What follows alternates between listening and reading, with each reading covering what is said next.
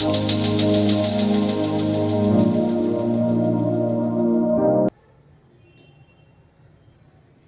Students, Ram Ram. उम्मीद है कि आप सब लोग बहुत अच्छे से स्टडी कर रहे होंगे और आपका जो एग्जाम का जो टाइम टेबल है वो भी आ गया होगा।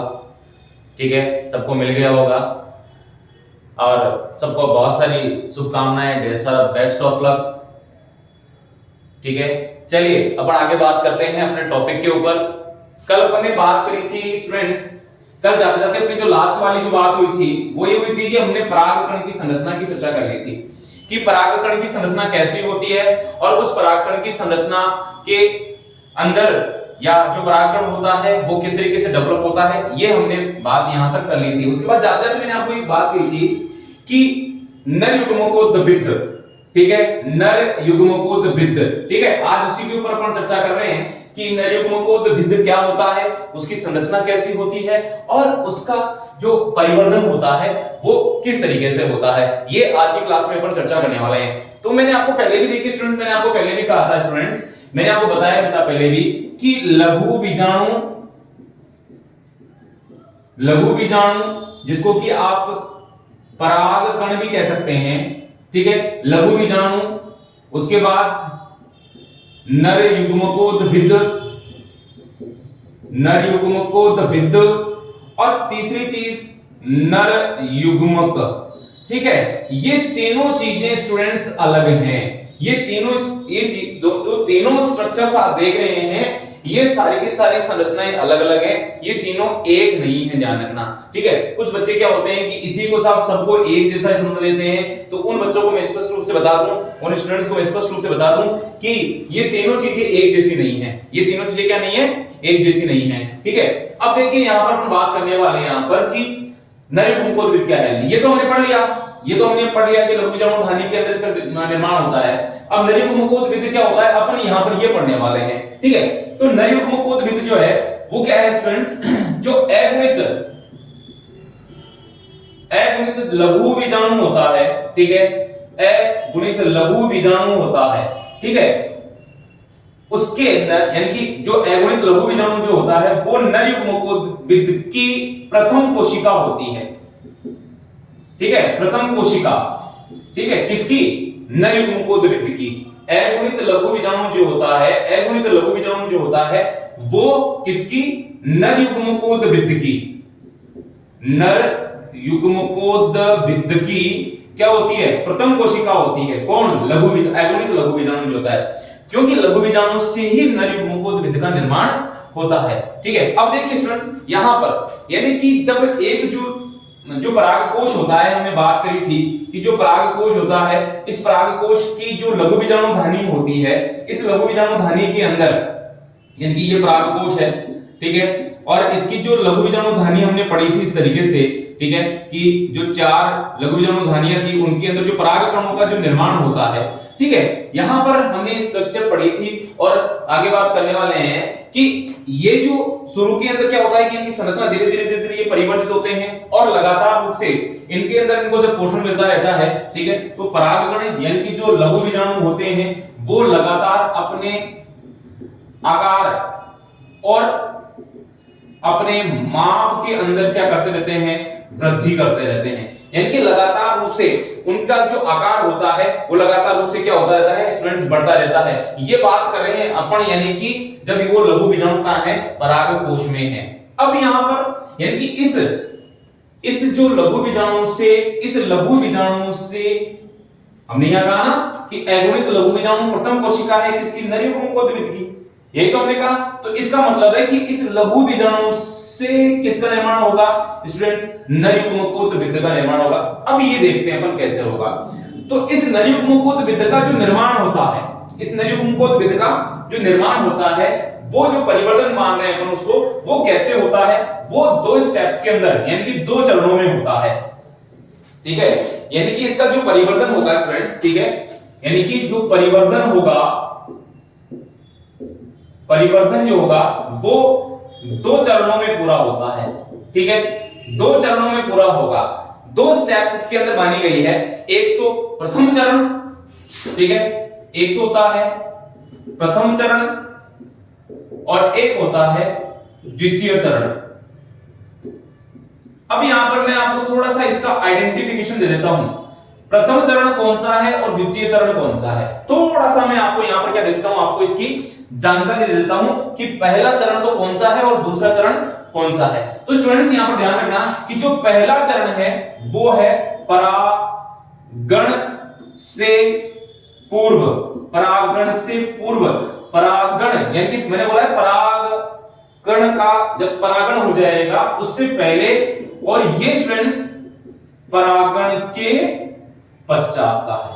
एक आइडेंटिफिकेशन मेरे पास एक दिमाग में मैंने बना लिया कि ये दोनों स्टेप्स कब कंप्लीट होने वाले हैं। ठीक है, एक परागण से पहले ही हो जाएगा, दूसरा परागण से पॉलिनेशन की जब क्रिया होगी, पॉलिनेशन की जब क्रिया होगी तो उससे पहले, before pollination and after pollination. ठीक है, परागण की क्रिया के बाद में और परागण की क्रिया के पहले, ये दो, ये पहले हो जाएगा और ये बाद में होगा। अब अपन देखने वाले हैं सबसे पहले स्टेप नंबर फर्स्ट, यानी कि प्रथम चरण जो है वो कैसे होगा और उसका क्या इसके अंदर कैसे परिवर्तित होता है। देखिए स्टूडेंट, जब परागकण इस परागकोश के अंदर जो लघु बीजाणु धानी है, ठीक है, मैंने चाहे मैं परागकण बोलूं चाहे लघु बीजाणु बोलूं, बात एक ही है, आप कंफ्यूज नहीं होंगे, मैं पहले क्लियर कर चुका हूं इस चीज को आपको। तो यहां पर क्या होता है कि धीरे धीरे मैंने अभी बताया था कि वो अपने आकार माप के अंदर लगातार रूप से क्या करता रहता है, वृद्धि करता रहता है। ठीक है, और जब वृद्धि करता रहता है यहां पर उसके अंदर ग्रोथ होती रहती है, तो यहां पर क्या होता है कि जो परागकण होता है, ठीक है, उसका आकार जब वृद्धि होगी, आकार में वृद्धि होती है, और हमने उसकी संरचना पढ़ी थी। अगर आपको परागकण की संरचना याद नहीं है तो जो हमारा पिछला वीडियो है उसके अंदर जाकर के आप देख सकते हैं कि परागकण की संरचना क्या होती है। और जो स्टूडेंट डायरेक्ट इस वीडियो को देख रहे हैं मैं उनको भी बता देता हूं कि परागकण की संरचना किस तरीके से, इस तरीके से हमने परागकण की संरचना को हमने देखा था। ठीक है, परागकण की संरचना को हमने देखा था इस तरीके से, ये इसका बाह्य चोल जिसको हमने कहा था एक्साइन, ठीक है, ये इसका अंतः चोल जिसको हमने कहा था एंटाइन, और ये इसका केंद्रक न्यूक्लियस, और ये इसकी रिक्तिका वैक्यूल। ठीक है, ये इसकी रिक्तिका हो गई। और यहां पर ये जो संरचना मैंने आपको बताई थी, ये जो संरचना है यहां पर ये है इसके अंदर जनन छिद्र। ठीक है, जनन छिद्र, ये एक परागकण की संरचना हमने पढ़ी थी। अब इस परागकण की संरचना यानी कि जब ये परागकण परागकोश में है, अभी वहां से निकला नहीं है। ठीक है, अभी वहां से निकला नहीं है, क्योंकि मैं क्या कह रहा हूं कि हम प्रथम चरण पढ़ रहे हैं परागण से पूर्व, वहां से निकला नहीं है, परागकोश का प्रस्फुटन नहीं हुआ है। तब के अंदर इसके अंदर क्या होगा, इसका आकार में वृद्धि होती है, ग्रोथ करता रहेगा पोषण प्राप्त करके। अब इसके अंदर स्टूडेंट्स क्या होता है, समसूत्री विभाजन होता है। इसके बाद इसके अंदर क्या होता है, समसूत्री विभाजन होता है। अब समसूत्री विभाजन होगा तो इसका जो इसके अंदर समसूत्री विभाजन होता है तो इससे क्या होता है स्टूडेंट्स, यानी कि इसके अंदर ही दो कोशिकाएं बन जाती हैं। ठीक है, यानी कि जब इसका जो केंद्रक होता है, आप कहते हैं इसके केंद्र के अंदर विभाजन होगा तो दो कोशिकाएं बनती हैं। यानी कि अभी फिर ध्यान बता देता हूं यहां पर कि जो परागण से पहले यानी कि परागकोश में ऐसा हो रहा है, तो यहां पर क्या होता है कि जो अपना परागकण है इसके अंदर क्या होता है स्टूडेंट्स कि दो कोशिकाओं का निर्माण हो जाता है। किसके द्वारा, कि जब इसके अंदर समसूत्री विभाजन की क्रिया होती है, यानी कि जब इसके अंदर समसूत्री विभाजन की क्रिया होती है तो दो कोशिकाएं बनती हैं। एक कोशिका इसके अंदर बड़ी बनती है, एक कोशिका इसके अंदर बड़ी बनती है, जबकि दूसरी कोशिका इसके अंदर छोटी बनती है। देखिए ये सारे नाम यहां पर नहीं लिख रहा हूं, एक कोशिका ये जो बड़ी बन रही है, ये वाली जो कोशिका है ये बड़ी है। ठीक है, इसको अपन कहते हैं स्टूडेंट्स कायिक कोशिका, जो कि आकार में बड़ी है। ठीक है, आकार में कैसी है, बड़ी है। ये जो कायिक कोशिका होती है शुरू के अंदर ये कैसी होती है, गोली होती है। शुरू के अंदर कैसी होती है, गोली है, लेकिन बाद में क्या होती है, ये अनियमित आकार की हो जाती है, जिसको अपन बोलते हैं कायिक कोशिका, वेजिटेटिव सेल। ठीक है, दूसरी ये जो छोटी है जो कि लेंस आकार की है, इसको अपन कहते हैं जनन कोशिका। ठीक है, यानी कि जनरेटिव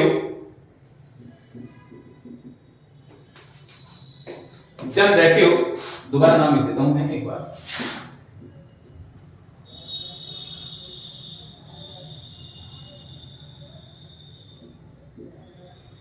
जनरेटिव सेल। ठीक है स्टूडेंट्स, यानी कि ये दो कोशिकाएं बन गई हैं। ठीक है, इसका प्रोसेस देखिए बिल्कुल। ठीक है, परागकण परागकोश में ऐसा था।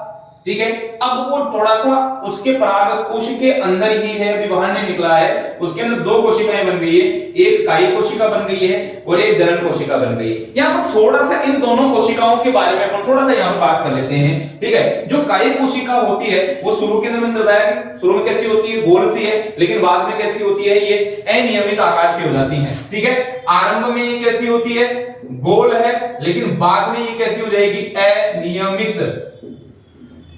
इसका आकार कैसा हो जाएगा स्टूडेंट्स, अनियमित आकार का हो जाएगा। ठीक है, अनियमित आकार का हो जाता है। और स्टूडेंट देखिए, यानी कि बाद में इसका जो मुख्य कार्य क्या है, इसका बाद में मुख्य कार्य क्या है कि जब परागण की क्रिया हो जाएगी और परागकण जब वर्तिकाग्र पर पहुंचेगा तो यही कायी कोशिका आगे चल करके पराग नलिका का निर्माण करेगी।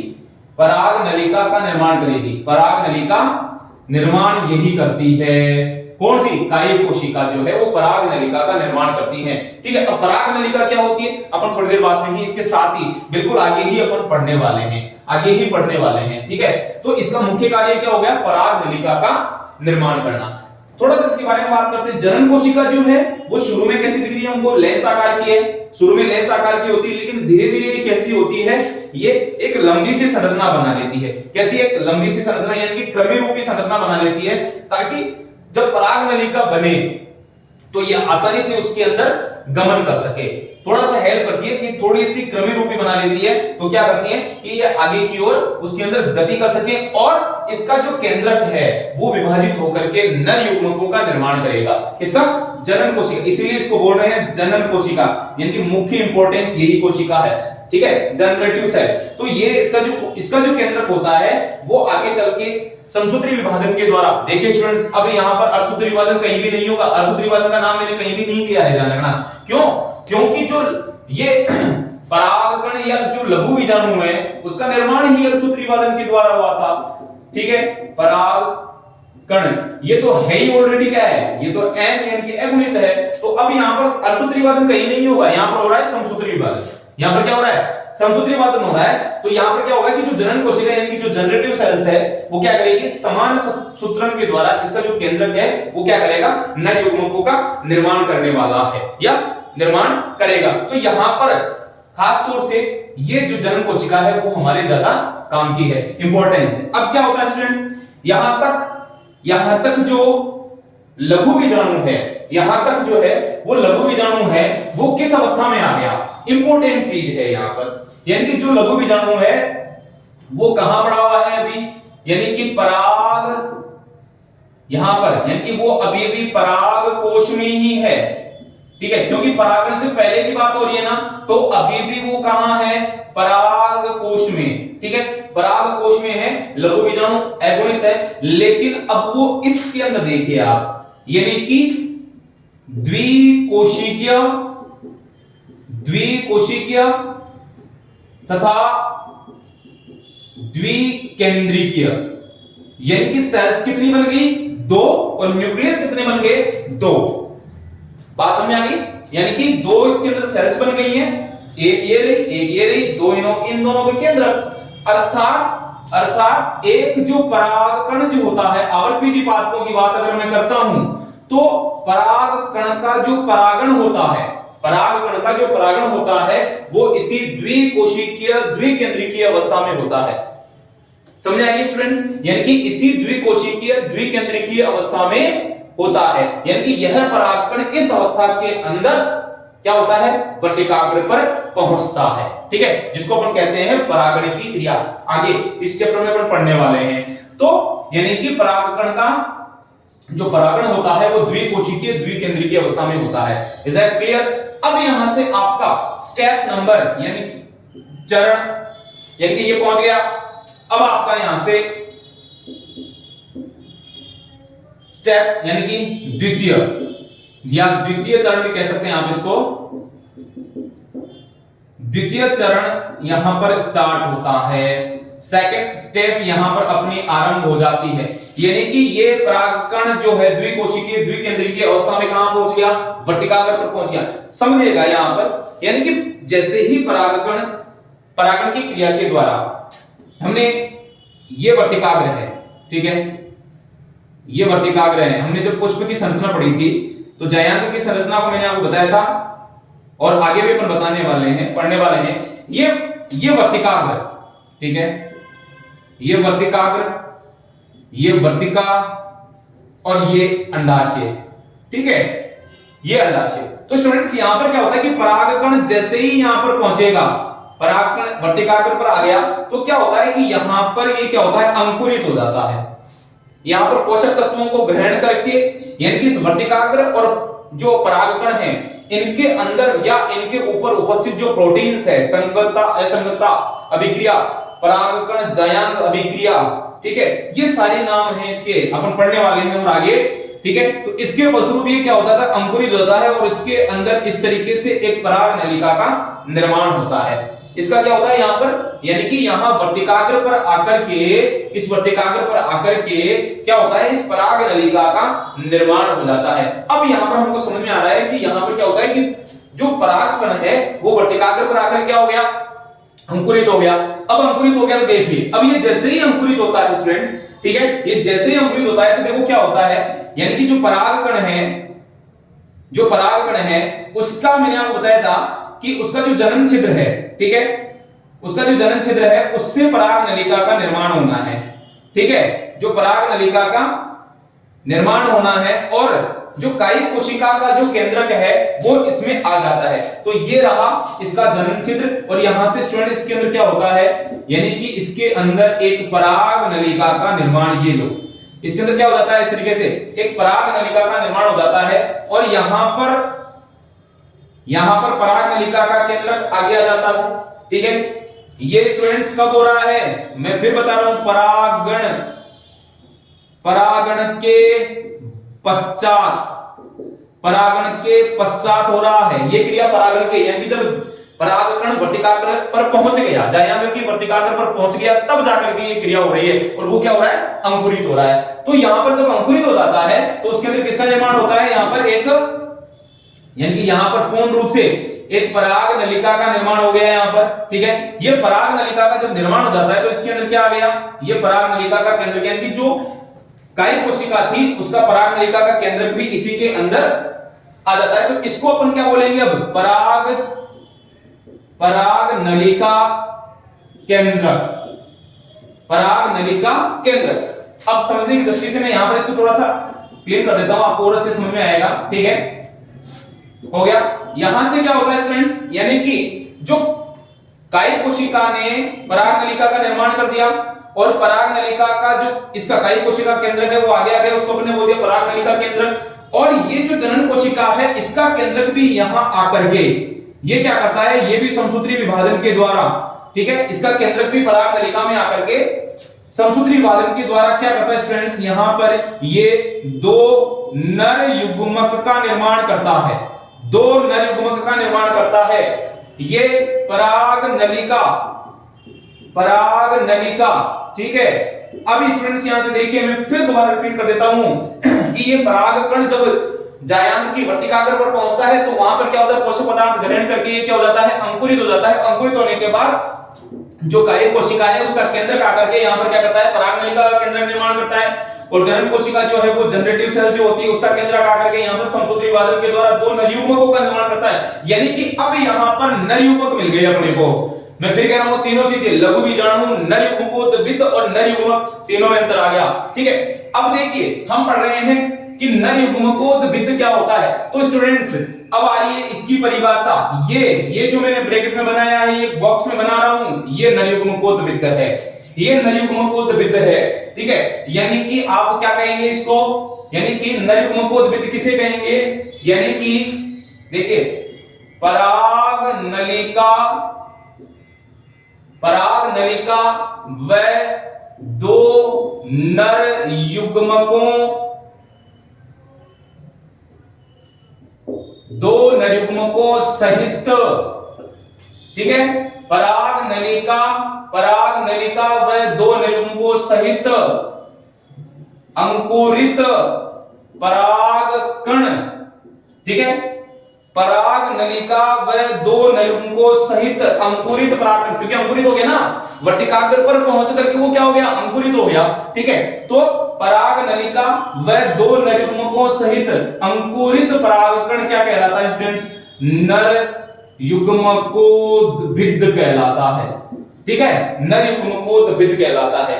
पराग नलिका व दो नरयुग्मकों सहित, पराग नलिका वो व दो नरयुग्मकों सहित, ठीक है, जो अंकुरित परागकण है वो क्या कहलाता है, नर युग्मकोद्भिद कहलाता है, ठीक है। यहां पर ध्यान रखना, मैंने आपको क्लियरिफाई कर दिया है कि नर युग्मक अलग है, ठीक है, नर युग्मक अलग है, नर युग्मकोद्भिद अलग है, यहां से हमको पता लग गया है, ठीक है। नर युग्मक तो ये रहे दोनों स्टूडेंट्स, और ये दोनों नर युग्मक कैसे होते हैं, अचल होते हैं, ये अचल होते हैं स्टूडेंट्स, ठीक है। ये कैसे पहुंच रहे हैं, ये कैसे पहुंच रहे हैं, इस पराग नलिका के माध्यम से पहुंचेंगे, ये खुद गमन नहीं कर रहे हैं यहाँ पर, ये तो पराग नलिका गमन करेगी, यहाँ पर अपन बात करेंगे आगे चल के, पराग नलिका के माध्यम से गमन करेंगे, तो ये कैसे होते हैं, अचल होते हैं, ठीक है। तो पराग नलिका व दो नर युग्मकों सहित अंकुरित जो परागकण होता है, अंकुरित जो परागकण होता है वो नर युग्मकोद्भिद कहलाता है। यहां से आज हमने तीन चीजों को रिपीट कर लिया, तीन चीजों को हमने समझ लिया कि सर लघु बीजाणु अलग होता है, परागकण, ठीक है, लघु बीजाणु या परागकण अलग होता है, नर युग्मकोद्भिद अलग होता है और नर युग्मक अलग होता है। मैं बार-बार कह रहा हूं, कुछ बच्चों को कंफ्यूजन है वो दूर होता है, आप दूर कर लीजिए अपना कंफ्यूजन, ठीक है। तो वापस से इसकी परिभाषा, मैंने पहले भी कहा है कि किसी भी परिभाषा को रटने की जरूरत नहीं है, रटने की जरूरत नहीं है, या आपके सामने जो संरचना है, ठीक है, यहां से मैंने देखो एरो का निशान बना लाया हूं मैं यहां से कि ये इस तरीके से डेवलप हुआ है, इस तरीके से, ठीक है, ये इसका जो डेवलपमेंट है, इसकी संरचना और डेवलपमेंट मैंने बताया है कि किस तरीके से ये डेवलप हुआ है। तो परिभाषा रटने की जरूरत नहीं है, आपके सामने आप जो संरचना बना रहे हैं उस संरचना से आप परिभाषा बनाने का प्रयास कीजिएगा, वो ज्यादा समय तक आपको याद रहेगी, और ज्यादा समय तक नहीं, आपके दिमाग में एक बार बैठ गई तो बैठ गई। यानी कि पराग नलिका व दो नर युग्मकों सहित जो अंकुरित परागकण है, ठीक है, पराग नलिका